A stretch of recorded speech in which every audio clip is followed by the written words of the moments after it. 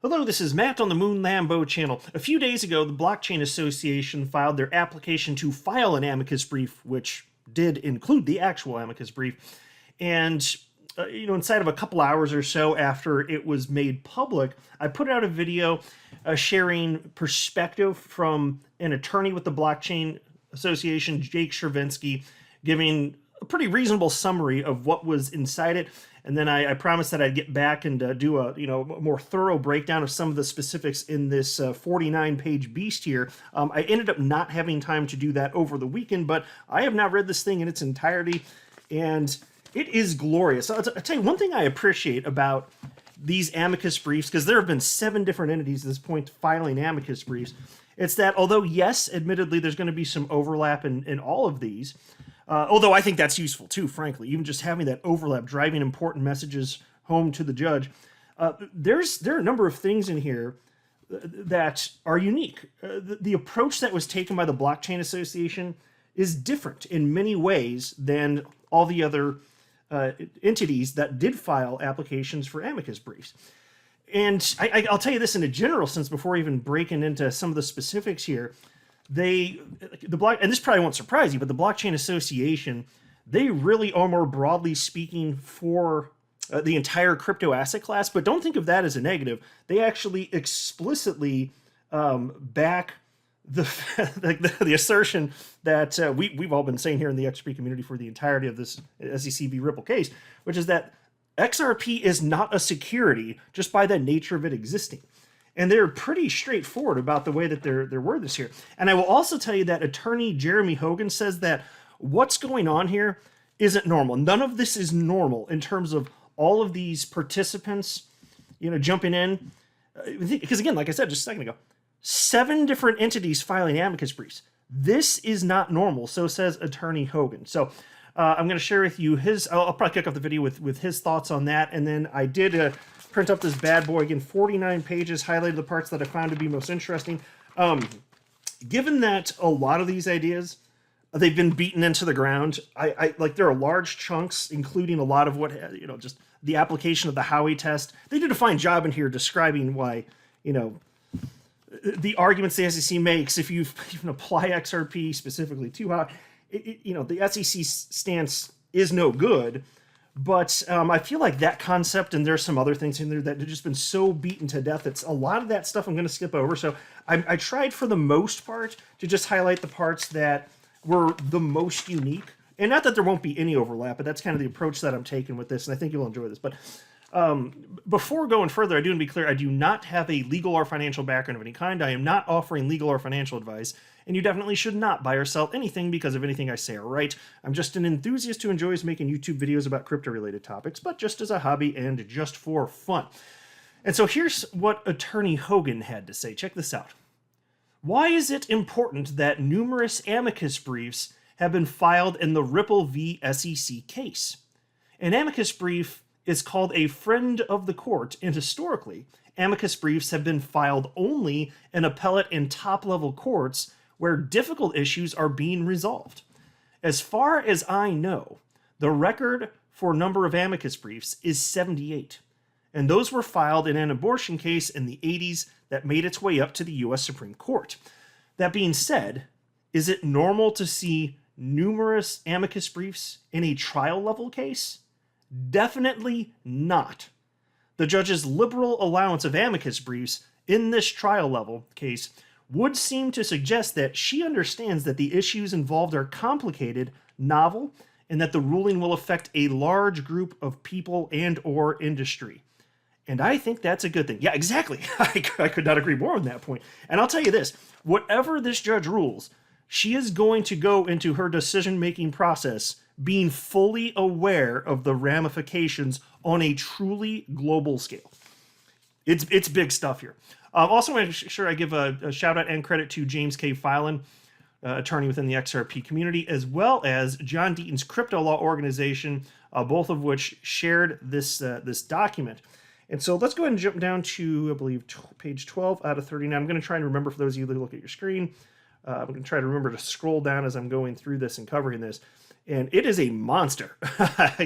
And I'll tell you this, I really do like all the amicus briefs that have been filed, but for mostly very different reasons. Yes, again, like I said, fine, there's some overlap, but they're all taking unique approaches, and it's not surprising given where they're coming from and like the purpose of the organization in question that's filing the amicus brief. And so let's go ahead and start with this here. The SEC's draconian view that a token initially sold in an investment contract continues to be inextricably linked with that investment contract when it is subsequently transferred, even when any legal rights between the issuer and the initial purchaser are not transferred with the token, would destroy nearly an entire industry. Numerous tokens would not be able to function for their intended purpose or at all. And so again, like I was saying just a second ago, whatever the judge ends up determining to be the case here, however this all shakes out, she's going to understand that there are going to be truly global consequences, because what is set here, it's case law. It's going to be binding, right? And then also, it's always been so completely absurd to just think of this idea that the token itself is the security, no matter what.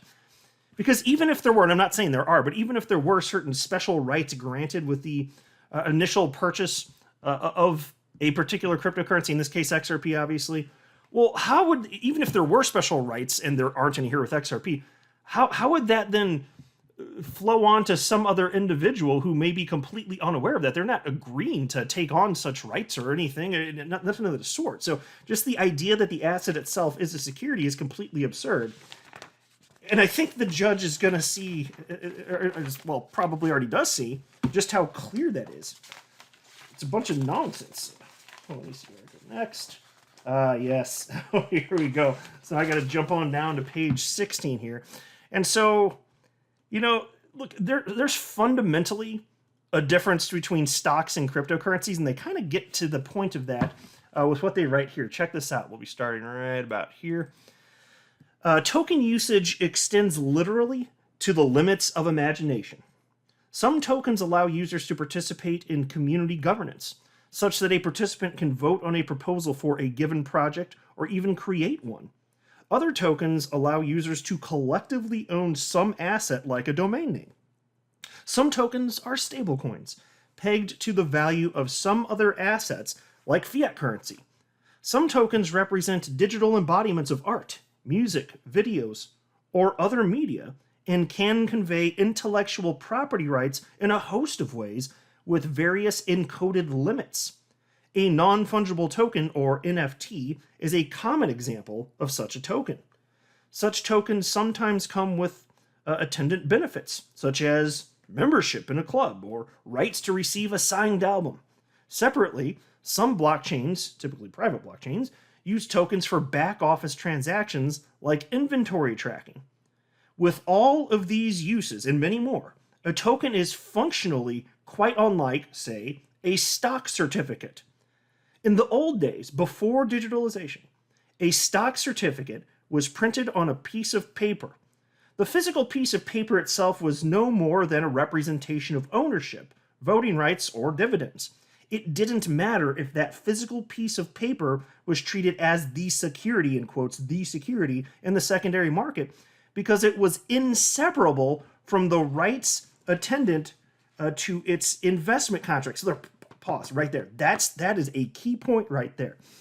It was the case back in the day. If you're just talking about stocks, the paper representing it, it's the same. It's effectively the same thing. But then when you're talking about a cryptocurrency, it can be very different things. So I think just a couple minutes ago when I was talking about this idea of even if there were rights associated to something similar to like what you'd have with a stock, well, what if somebody can take that and then use it for something completely different, and perhaps they were unaware of the initial rights given to the person who received it through the initial distribution? You see, and that's what they're getting at. This particular point off the top of my head, I could be mistaken, but I don't recall seeing this cited in any of the amicus briefs to this point. So, but I've thought about this concept before. I've talked about it on the channel before.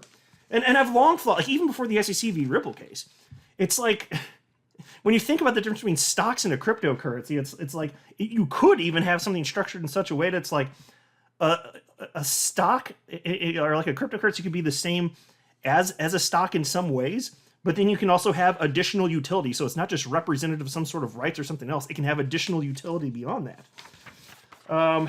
Anyway, let me continue on with those because that was not the end of this topic, but the rest reads as follows. The SEC could easily treat the stock certificate as the stock itself. It made little difference. And I hope you guys are picking up what I'm saying here. So let me pause and note that. They're effectively the same thing. But that's why, since that was the norm, now that you have this different technology, you really can't do that anymore, not with cryptocurrency. These things are not the same thing. So check this out. Because tokens are infinitely designable software, they fundamentally change this paradigm. Both a stock certificate and a token can be provided to others in a secondary market. But the token, unlike the stock certificate, can be acquired and used in untold ways that have nothing to do with an investment contract. Treating the token itself as if it were a security makes no sense under the securities laws and creates a host of square peg, round hole problems that the SEC has not addressed. The lack of clear direction from the SEC as to all of the secondary effects of treating tokens themselves as securities makes it all the more important that any ruling in this case is narrowly tailored to the facts and circumstances presented here. Amen. It is so good to see that argument laid out in the way that it does. I mean, that's a kind of a complex idea to try and get out to try and get across so succinctly. I think they really did kind of knock that part out of the park there. Now let me go down to page 18. Yeah, here we go. And so look, the judge will, again, I just want to reiterate this. The judge will fully understand the gravity of her ultimate decisions in the SEC v. Ripple case. Now, check this out. There's a reason I wanted to say that before reading this. Check this out. The association respectfully submits that even if this court holds that the original issuance of XRP was a security, the court should refrain from deciding that secondary sales are investment contracts or that XRP itself is, today, a security. So pause. Ding, ding, ding. Love seeing this. And I wish that the Blockchain Association hadn't been so silent for so long, given the nature of what their organization is supposed to be doing. But hey, you know what? They came ready to play. And you may think that it's like they're throwing potentially Ripple under the bus, but they're really not here. They're saying if the court decides something that would not be so positive for Ripple, even if, still, XRP itself today, you gotta find that it's not a security. And also, I'm a fan of Ripple, all right? You know, that's no secret. I think many of us in the XRP community are fans of Ripple here. But it's also not the Blockchain Association's job to defend Ripple. In fact, Judge Torres, in allowing John Deaton to participate in this case representing XRP community members, she made it clear that, as friends of the court, effectively, amici curiae, that we're just looking for a perspective that would be outside of what would be effectively used to defend Ripple, the company. So the fact that they're speaking in this way, it's perfectly fine, perfectly reasonable. And again, the Blockchain Association, they're making their stance very clear here. XRP today is not a security. If it ever was, it sure as hell is not today. I will take that.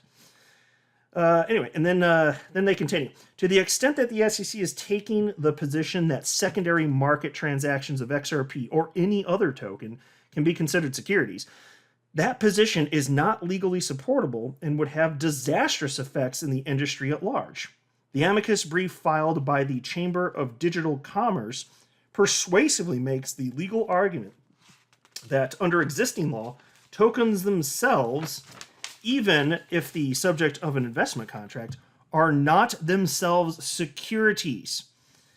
As a factual and policy matter, if a token initially sold in an investment contract is always inextricably linked with that investment contract every time it is subsequently transferred, even if it is transferred without any of that investment contract's attendant rights, then none of the above myriad applications of tokens, nearly an entire industry, could possibly function.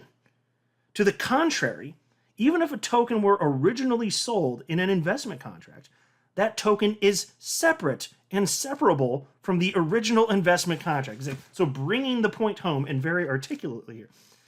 And that's why I keep saying that, I'll say for like the fourth or fifth time at this point, the judge is going to be well versed on exactly what is at stake here. So if we get a piss poor ruling, which I don't think is going to happen, but if we actually did, the judge will understand that she's taking a hammer to the livelihoods of people participating in an entire asset class. And it's not that, the entrepreneurship is going to stop. It's just going to stop in the United States at that point, but that's going to have global implications still. You better believe that, that's for sure. All right, now I got to go a little bit further ahead here. Sorry, well, bear with me just a second, folks. I'm almost there. All right. So jumping ahead to page 29. All right, let me scroll down here. Okay, yeah, so here we go. The Ripple defendant's fair notice defense raises concerns that are common in the industry. And I did appreciate that they were pointing out the degree to which, there's allegedly clarity in the space is just not true. They did a pretty good job ripping this to shreds. So I'll jump back in right about here. There we go. Okay, the association strongly disagrees with some of the SEC's assertions regarding the Ripple defendant's fair notice defense concerning the lack of guidance provided by the SEC to market participants.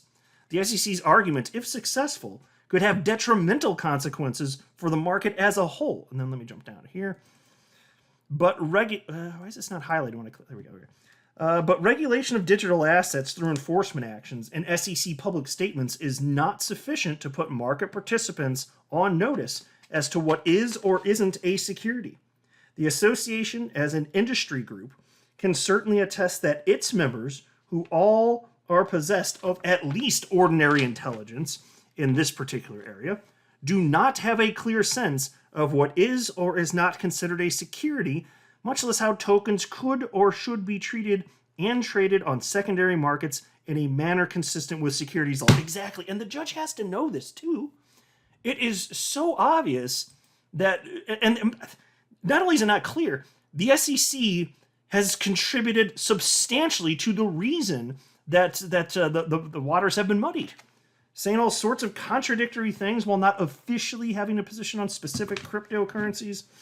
It's no wonder that people don't know what the hell's going on in this damn space. Now I'm going to jump down to page 31. One sec here. Yeah, right here. Okay. The SEC's, and so let's be clear. The reason I want to highlight this is because it's so interesting that SEC commissioners disagree with SEC lawyers. Check this out. The SEC's argument about the apparent ease with which market participants should be able to ascertain whether a token is a security is belied by the statements of its own commissioners. And I'll pause note. There are 5 commissioners that get to vote on whether or not to bring legal action against a person or an entity. There's 5, including the SEC chair. And the SEC commissioners, there are SEC commissioners who disagree with the SEC lawyers making these BS assertions that, cryptocurrencies themselves are actual securities by the nature of them existing. But anyway, they continue here. In 2021, for example, Commissioner Hester Peirce and then Commissioner Elad Roisman issued a public statement criticizing a settlement with a digital assets exchange that publicized upcoming digital token offerings. The commissioners expressed that they were, quote, disappointed that the commission settlement did not explain which digital assets were securities, an omission which is symptomatic of our reluctance to provide additional guidance, excuse me, folks, about how to determine whether a token is being sold as part of a securities offering or which tokens are securities, end quote. And they added that, quote, there is a decided lack of clarity for market participants around the application of the securities laws to digital assets and their trading, end quote.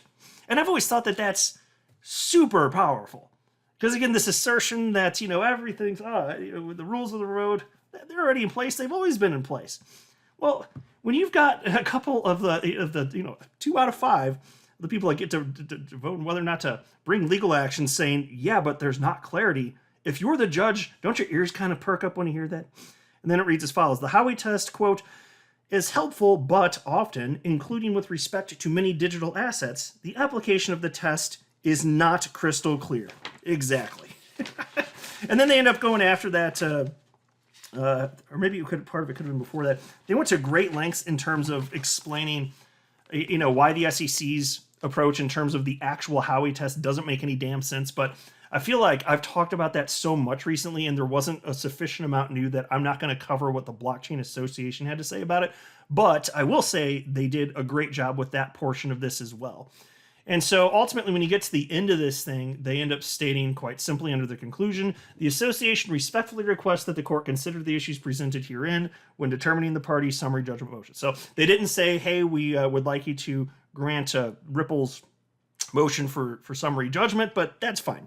I don't feel like that's something that they need to or absolutely should do. Because like I was saying, a little bit earlier in the video, the judge made it pretty clear, about a year and a half ago, that, Ripple effectively, it's their job to defend themselves. Amici, if they have a unique perspective, it's a little bit different, fine. So if they're, if the Blockchain Association doesn't want to come right out and say, okay, you should back Ripple's motion for summary judgment, it would have been nice to see that, I guess, but I don't care that much. They did good. They did well. They did a good job. They did well. So you guys let me know what you think, but those are the parts that I found to be most interesting. And we've also got, actually I'm sure it's out by the time that you're seeing this video, but we've also got Attorney John Deaton's application for amicus brief, and the amicus brief will be attached. It's probably already out, because about the time that I was looking to start recording this, I checked John Deaton's Twitter account, and he said that it was going to be out inside of like 15 minutes. He was estimating something like that. So probably by the time I'm done recording this, there's going to be a whole new thing to read and check out here. There's just so much going on. It's exciting times. We're really getting to the end of this stuff here, so I'm really looking forward to seeing that one as well. But let me know in the meantime what you think in the comment section below. I'm not a financial advisor. You should not buy or sell anything because of anything I say or write. That would be a very, very, very bad idea. Until next time, to the moon, Lambo.